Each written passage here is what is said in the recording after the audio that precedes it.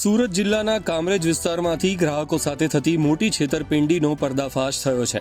અસલી ઘીના નામે નકલી ઘી વેચતા એક મોટા કૌભાંડનો કામરેજ પોલીસે પર્દાફાશ કર્યો છે. છેલ્લા કેટલાક સમયથી નવાગામ જીઆઈડીસી વિસ્તારમાં આ નકલી ઘી બનાવતી હોવાનું સામે આવતા ખળભળાટ મચ્યો છે. હાલ પોલીસે આ નકલી ઘી મામલે વધુ કાર્યવાહી હાથ ધરી છે. પોલીસની પ્રાથમિક તપાસ મુજબ નવાગામ સ્થિત શ્રીજી ઇન્ડસ્ટ્રીયલ પ્લોટ નંબર 7માં આ અનધિકૃત કારખાનું છેલ્લા 15 દિવસથી કાર્યરત હતું. આ ફેક્ટરીમાં શુદ્ધ ઘી બનાવવાની આડમાં ભેળસેળયુક્ત પદાર્થો તૈયાર કરવામાં આવતા હતા. પોલીસની ટીમે જ્યારે આ જગ્યા પર દરોડા પાડ્યા ત્યારે સ્થળ પરથી મોટી માત્રામાં શંકાસ્પદ સામગ્રી મળી આવી હતી.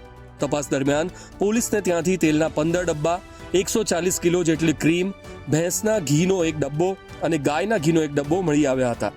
આ કૌભાંડીઓ કેવી રીતે અને કયા વિસ્તારમાં આ નકલી ઘીનું વેચાણ કરતા હતા તે અંગે પોલીસે વધુ ઊંડાણપૂર્વક તપાસ હાથ ધરી છે. પ્રાથમિક અનુમાન મુજબ આ માલને અલગ અલગ બ્રાન્ડના નામે પેક કરીને બજારમાં ઉતારવાની યોજના હતી, જે ગ્રાહકોના સ્વાસ્થ્ય સાથે મોટું જોખમ ઊભું કરી શકે તેમ હતું.